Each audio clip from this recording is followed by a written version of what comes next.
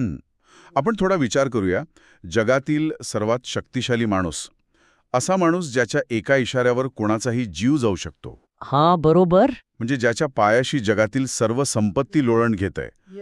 तो माणूस राजवाड्यात एकदम मऊ गादीवर झोपू शकतो, पण तो चक्क युद्धभूमीवर एका साध्या तंबूत राहतो. अगदी कडाक्याच्या थंडीत. हो, कडाक्याच्या थंडीत साधी जीवनशैली जगतो आणि रात्रीच्या वेळी स्वतःच मनाला शिस्त लावण्यासाठी डायरी लिहितो. आपण बोलतोय रोमन सम्राट मार्कस ऑरेलियस बद्दल. जो रोमचा सर्वात महान सम्राट मानला जातो. बरोबर. आता इथे मला एक प्रश्न पडतो, ज्या माणसाला जगात कोणीही जाब विचारू शकत नाही, तो स्वतःला इतक्या कठोर शिस्तीत का बांधून ठेवतो? म्हणजे गरज काय आहे? हाच तर खरा प्रश्न आहे. आणि याच प्रश्नाचे उत्तर रायन हॉलिडे यांच्या डिसिप्लिन इज डेस्टिनी या पुस्तकात दडलेले आहे. नक्कीच. आणि आज आपण याच पुस्तकातील विचारांचा आणि स्रोतांचा या सखोल चर्चेत धांडोळा घेणार आहोत. अगदी सविस्तरपणे. हो, कारण काय होतं ना, आपण नेहमी ऐकतो की कोणतीही मोठी गोष्ट करायची असेल तर मोटिवेशन किंवा प्रेरणा हवी. पण पण प्रेरणा ही अगदी पावसाळी ढगांसारखी असते, नाही का? ती अचानक येते आणि निघून जाते. अगदी. ती तात्पुरती असते. पण हॉलिडे म्हणतात तशी शिस्त ही कायमस्वरूपी असते. तीच आपल्याला खऱ्या अर्थाने घडवते. तर आपण हे थोडं उलगडून पाहूया. लोक यशस्वी का होतात आणि बाकीचे फक्त कारणं का देत राहतात? तसं पाहिलं तर मार्कस ऑरेलियसचे ते उदाहरण या विषयाची सुरुवात करण्यासाठी एकदम अचूक आहे. कारण रायन हॉलिडे यांच्या पुस्तकाचा जो मूळ गाभा आहे ना, तो पूर्णपणे स्टोईक तत्वज्ञानावर आधारित आहे. अच्छा, स्टोईक तत्वज्ञान म्हणजे नेमकं काय? स्टोईक विचारसरणी आपल्याला एक अत्यंत महत्त्वाची पण पचायला थोडी कठीण अशी गोष्ट शिकवते. ती म्हणजे माणसाची खरी लढाई या बाहेरच्या जगाशी, परिस्थितीशी किंवा इतर लोकांशी नसतेच मुळी. मग कोणाशी असते? स्वतःशी. हो, अगदी. आपली सर्वात मोठी लढाई ही स्वतःच्या आतल्या कमकुवतपणाशी असते. म्हणजे बघा, आपला स्वतःचा आळस, आपला राग, भीती आणि क्षणिक आनंदाच्या आहारी जाण्याची आपली प्रवृत्ती. हे आपले खरे शत्रू आहेत. बापरे, हे थोडं वेगळंच आहे. नक्कीच.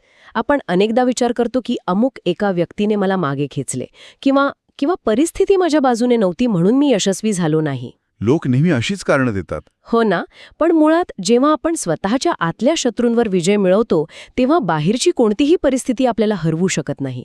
शिस्त ही माणसाला आतून इतकी भक्कम बनवते की बाहेरील वादळ त्याला विचलित करू शकत नाहीत. म्हणजे ऑरेलियसला हे माहीत होतं की जर त्याने स्वतःवर नियंत्रण ठेवलं नाही तर ती सत्ता त्याला आतून सडवून टाकेल. अगदी बरोबर. म्हणूनच तो तंबूत राहायचा, स्वतःला जमिनीवर ठेवायचा. हे ऐकायला खूप प्रेरणादायी वाटतंय. पण इथे मला तुम्हाला एक प्रश्न विचारायचा आहे. आपण कायम बाहेरच्या जगाशी वडण्याची तयारी करत असतो, पण खरा किल्ला तर आतून ढासळत असतो. हे मला मान्य आहे. पण ही शिस्त नक्की कुठून सुरू होते? हा चांगला प्रश्न आहे. कारण आपल्या स्रोतांमध्ये शारीरिक शिस्तीवर खूप भर दिलाय. म्हणजे सकाळी लवकर उठणे, थंडीत व्यायाम करणे. पण मला सांगा, यात थोडा विरोधाभास वाटत नाही का? विरोधाभास? कसा काय? म्हणजे बघा, जर शरीर थकत असेल तर त्याला आराम देणे हे सुद्धा महत्वाचं आहे ना. मग स्वतःला बळजबरीने त्रास देण्यात, म्हणजे सकाळी उठून थंडीत धावण्यात कोणती महानता आहे? शारीरिक आरामाचा त्याग करणे आणि मानसिक ताकद मिळवणे यांचा नेमका काय संबंध आहे? अच्छा, आता समजलं मला काय म्हणायचंय ते. हा खूप महत्वाचा प्रश्न आहे. कारण अनेकांना शिस्त म्हणजे स्वतःला शिक्षा देणे असे वाटते. हो, तसंच वाटतं ना. पण तसे नाहीये. इथे शारीरिक कष्ट करणे हा उद्देश नाहीये, तर त्यातून मानसिक बळकटी मिळवणे हा उद्देश आहे. शरीर आणि मन हे दोन वेगळे कप्पे नाहीयेत. पाण्याचे दोन बाजू आहेत. जेव्हा आपण शरीराला सतत आरामाची सवय लावतो तेव्हा आपण नकळतपणे आपल्या मनाला कमकुवत करत असतो. अच्छा, म्हणजे कम्फर्ट झोनमध्ये राहिल्याने मन कमकुवत होतं. हो, सकाळी लवकर उठणे, नियमित व्यायाम करणे किंवा सकस आहार घेणे या केवळ चांगल्या सवयी नाहीत. हे स्वतःबद्दलच्या आदराचे लक्षण आहे. सेल्फ रिस्पेक्ट ज्याला आपण म्हणतो. सेल्फ रिस्पेक्ट हे जरा वेगळं आहे. बघा, जेव्हा एखादी व्यक्ती थंडीत सकाळी लवकर अलार्म वाजल्यावर उठते तेव्हा ती केवळ उठत नसते, ती दिवसाची पहिली लढाई जिंकत असते. इथेच हे अधिक रंजक बनते. म्हणजे जसं सकाळी अलार्म वाजल्यावर आपलं मन स्नूज बटन दाबून झोपायला सांगतं.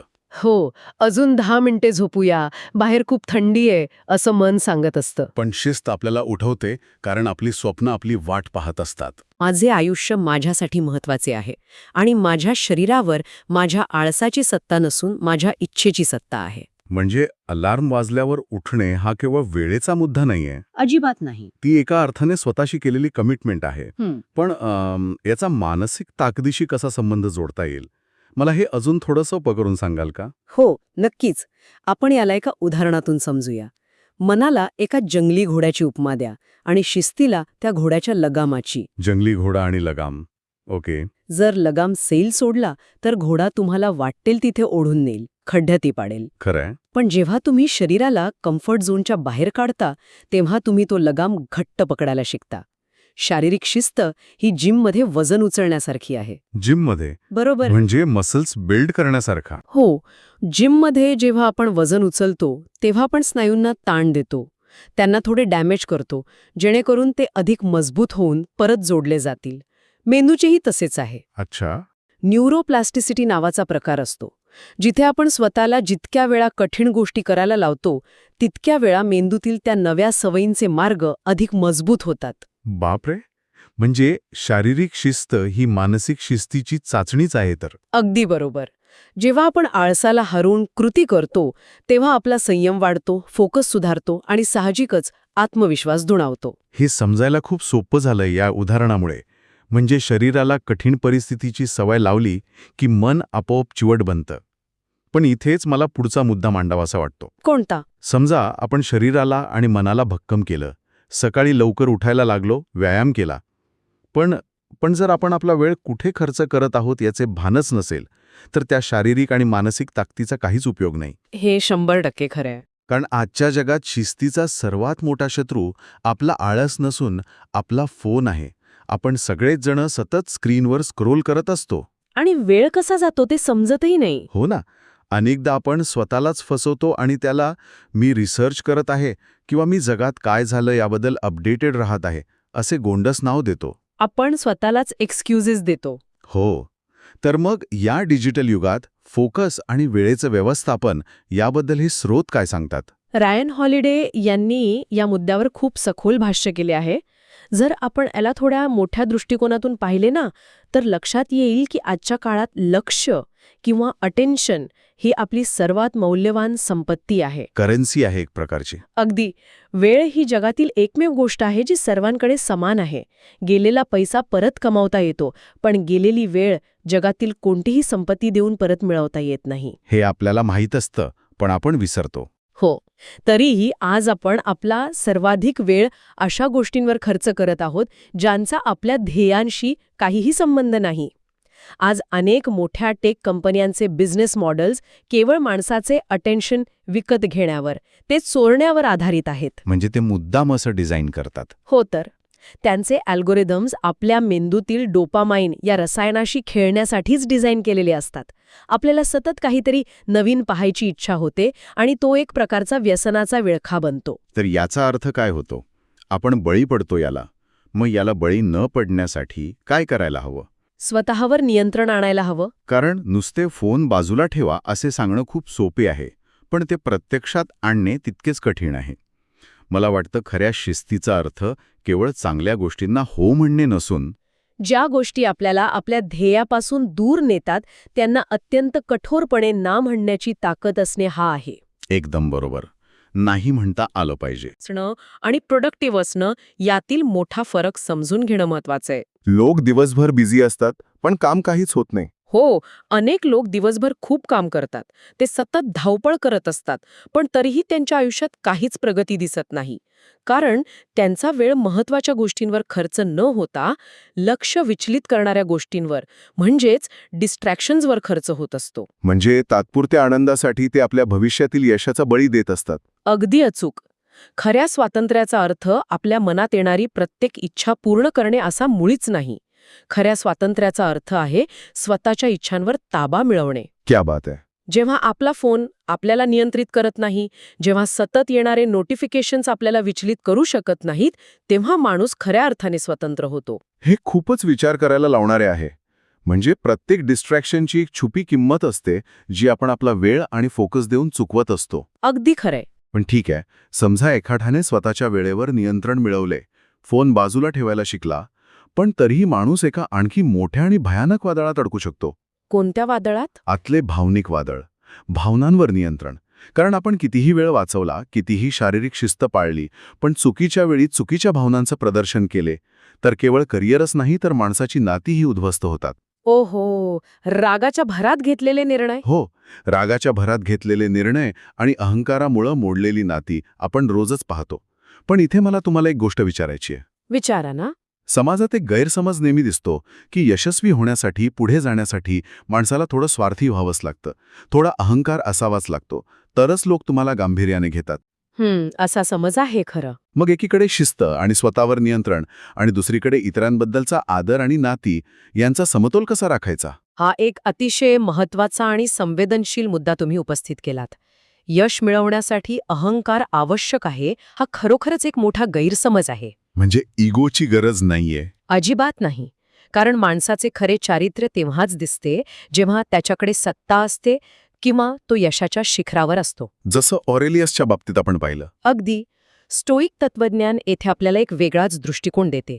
ते शिकवते की इतरांना नियंत्रित करण्याचा प्रयत्न करण्यापेक्षा स्वतःला नियंत्रित करणे हे भावनिक परिपक्वतेचे म्हणजेच इमोशनल मॅच्युरिटीचे सर्वात मोठे लक्षण आहे. अच्छा, पण भावनांवर नियंत्रण म्हणजे त्यांना दाबून ठेवणं का? नाही, भावनांवर नियंत्रण म्हणजे भावनांना दाबून ठेवणे असा त्याचा अर्थ मुळीच होत नाही. भावनांना दाबून ठेवल्याने त्या आतून अधिक उग्र होतात आणि कधीतरी अचानक त्यांचा स्फोट होतो. मग त्या भावनांचे करायचे काय? समजा एखाद्याने आपला अपमान केला तर साहजिकच राग येणारच ना. अशा वेळी शांत कसे राहायचे? इथेच शिस्त उपयोगी पडते. आपण याला एका गाडीचा शॉक ॲब्झॉर्बरची उपमा देऊया. शॉक ॲब्झॉर्बर? इंटरेस्टिंग. हो, रस्त्यावर खड्डे असणारच, ते तुम्ही टाळू शकत नाही. पण जर गाडीत चांगले शॉक ॲब्झॉर्बर्स असतील तर ते खड्ड्यांचे धक्के गाडीच्या इंजिनपर्यंत पोचू देत नाहीत. अरे वा. भावनिक शिस्तही त्या शॉक ॲब्झॉर्बरसारखी काम करते. कोणीतरी तुमचा अपमान केला ही एक घटना आहे, तो रस्त्यावरचा खड्डा आहे. बरोबर. त्यावर त्वरित चिडून प्रतिक्रिया देणे म्हणजे स्वतःचं इंजिन खराब करून घेणे. पण त्या भावना समजून घेऊन योग्य प्रकारे हाताळणे म्हणजे त्या धक्क्याला पचवणे. म्हणजे अपमानाला त्वरित प्रतिक्रिया न देणे आणि शांत राहणे ही समाजाच्या दृष्टीने कदाचित कमकुवतपणाची पावती वाटू शकते. पण मानसिक दृष्टिकोनातून ती खूप मोठ्या ताकदीची पावती आहे. म्हणजे स्वतःला सिद्ध करण्यासाठी आरडाओरडा करण्याची गरज नाही. अजिबात नाही. अहंकार हा माणसाचा सर्वात मोठा शत्रू कसा आहे हे रायन हॉलिडे अत्यंत उत्तम प्रकारे मांडतात. अहंकार माणसाला अंधाळा करतो. तो आपल्याला इतरांचं ऐकू देत नाही. हो, तो इतरांचे ऐकण्याची, स्वतःच्या चुका मान्य करण्याची दारेच बंद करून टाकतो. जेव्हा अहंकार नात्यांमध्ये किंवा कामाच्या ठिकाणी प्रवेश करतो तेव्हा तिथे संवादाची जागा वादाने घेतली जाते. हे मी खूप वेळा पाहिलंय. यशस्वी माणूस तो नाही जो इतरांवर सत्ता गाजवतो, तर तो आहे जो स्वतःच्या भावनांवर सत्ता गाजवतो. जर कुणी तुम्हाला डिवचण्याचा प्रयत्न केला आणि तुम्ही रागावर नियंत्रण ठेवून शांत राहू शकलात तर खऱ्या अर्थाने तुम्ही ती परिस्थिती जिंकलेली असते. तुमची शांतता हेच तुमचे सर्वात मोठे हत्यार बनते. अगदी बरोबर. हे खरंच खूप खोल आहे. रागात प्रतिक्रिया देणे म्हणजे स्वतः विष पिऊन समोरचा माणूस मरेल अशी अपेक्षा करण्यासारखे आहे. हे सादृश्य आता अधिक स्पष्ट झाले. हो, अगदी तसंच आहे ते. पण आता आपण या चर्चेच्या अंतिम आणि सर्वात महत्त्वाच्या टप्प्याकडे जाऊया. आपण शारीरिक, मानसिक आणि भावनिक नियंत्रण मिळवण्याबद्दल बोललो. पण या सर्वांचा वापर आपण दीर्घकालीन प्रवासात कसा करायचा? कारण हा प्रवास एका दिवसाचा नाहीये. बरोबर. हा प्रवास सोपा नाहीये. यात अपयश येणारच आहे.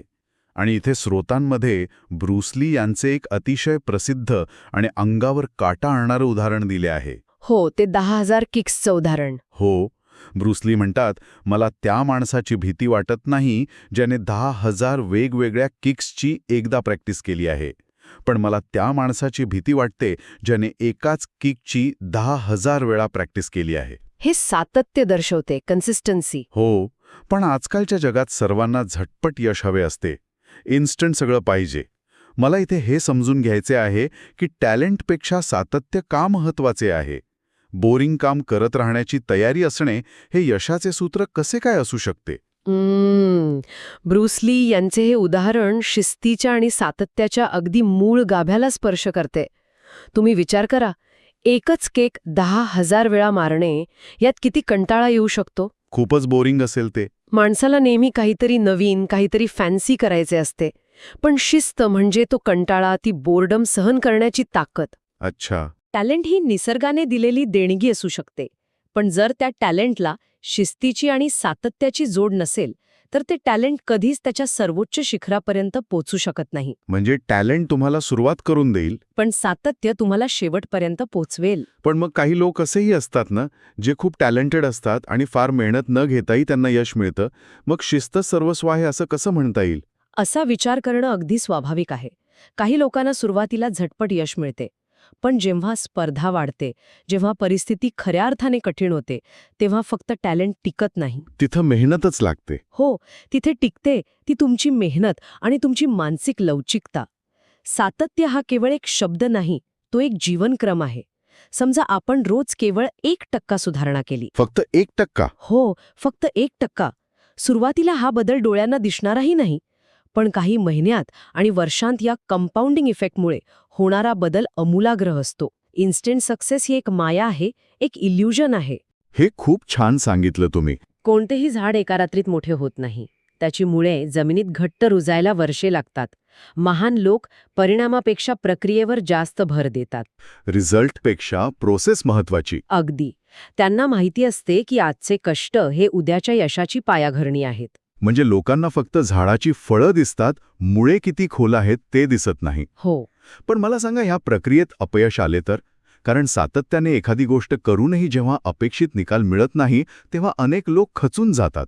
ते मार्गच सोडून देतात. हो, मग अशा वेळी काय करायचं? तिथेच तर खरी कसोटी असते. मार्कस ओरेलियस किंवा अब्राहम लिंकन यांच्यासारख्या महान व्यक्तींचं जीवन पाहिले तर लक्षात येते की त्यांच्या आयुष्यात यशापेक्षा अपयशांचीच मालिका जास्त होती. लिंकन तर अनेक निवडणुका हरले होते. हो, आणि वैयक्तिक आयुष्यात त्यांनी प्रचंड दुःख सहन केले. तरीही ते थांबले नाहीत. या प्रक्रियेत अपयश हे नक्कीच येणार, पण अपयश ही माणसाची ओळख नसते, हे अत्यंत महत्वाचे आहे. अपयश ही ओळख नसते म्हणजे कसं?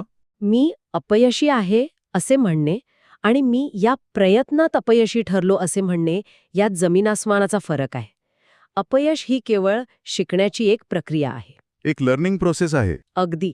अपयश आपल्याला थांबवण्यासाठी येत नाही, तर आपल्याला मजबूत बनवण्यासाठी येते. आपल्याला आपली चूक कुठे झाली हे दाखवण्यासाठी येते. हे वाक्य जर आपण मनात कोरले तर कोणत्याही कठीण प्रसंगातून आपण मार्ग काढू शकतो. नक्कीच. अपयश हा प्रवासाचा शेवट नसून तो एक थांबा आहे, जिथे आपण गाडीत इंधन भरून आणि चुका दुरुस्त करून पुढे जायचे असते. क्या बात आहे. अपयश ही ओळख नाही तर फक्त एक घटना आहे, एक माहिती आहे जी आपल्याला पुढच्या प्रवासासाठी तयार करते. एकदम बरोबर. या संपूर्ण सखोल चर्चेचे जर एका वाक्यात सार सांगायचे असेल तर ते हेच आहे की स्वतःवर विजय मिळवा म्हणजे तुम्ही जगावर विजय मिळवू शकाल. प्रेरणा तुम्हाला सुरुवात करून देते, पण शिस्त तुम्हाला महान बनवते. हो, कारण स्वतःच्या शरीरावर, वेळेवर आणि भावनांवर मिळवलेल्या नियंत्रण हेच तुम्हाला खऱ्या स्वातंत्र्याकडे घेऊन जाते. अगदी तंतोतंत. शिस्त ही सुरुवातीला नक्कीच कठीण वाटते, ती वेदनादायी वाटते. सकाळी लवकर उठणे, फोन बाजूला ठेवणे, रागावर नियंत्रण ठेवणे हे अजिबात सोपे नाही. पण तीच शिस्त नंतर आपला आत्मविश्वास बनते. जेव्हा आपण आपल्या सवयी बदलतो तेव्हा हळूहळू आपण आपल्या संपूर्ण आयुष्य बदलत असतो. आणि शिस्त ही आपल्याला आपल्या ध्येयापर्यंत नेणारी एकमेव खात्रीशीर नौका आहे. खरंच, आजच्या या अत्यंत माहितीपूर्ण आणि डोळे उघडणाऱ्या चर्चेच्या शेवटी एक नवीन आणि प्रगल्भ मुद्दा येथे मांडायला हवा, ज्यावर ऐकणाऱ्या प्रत्येकाने नक्कीच विचार करायला हवा. कोणता मुद्दा? आपण पाहिलं की आपल्या सवयी आपली नियती घडवतात. तर मग जर आपल्या रोजच्या सवयी आपली नियती लिहित असतील तर आज दिवसभरात आपण केलेल्या कृतींनी, आपण घेतलेल्या छोट्या छोट्या निर्णयांनी आपल्या उद्यासाठी नेमकी कोणती कथा लिहिली आहे? हा प्रश्न खूप महत्वाचा आहे. आपण या कथेचे स्वतःचे नायक आहोत की केवळ परिस्थितीच्या प्रवाहाबरोबर वाहून जाणारे एक प्रेक्षक? हा प्रश्न प्रत्येकाने स्वतःला विचारणे गरजेचे आहे. नक्कीच. पुन्हा भेटूया अशाच एका नव्या, सखोल आणि माहितीपूर्ण विश्लेषणासाठी. तोपर्यंत शिकत रहा आणि स्वतःला घडवत रहा.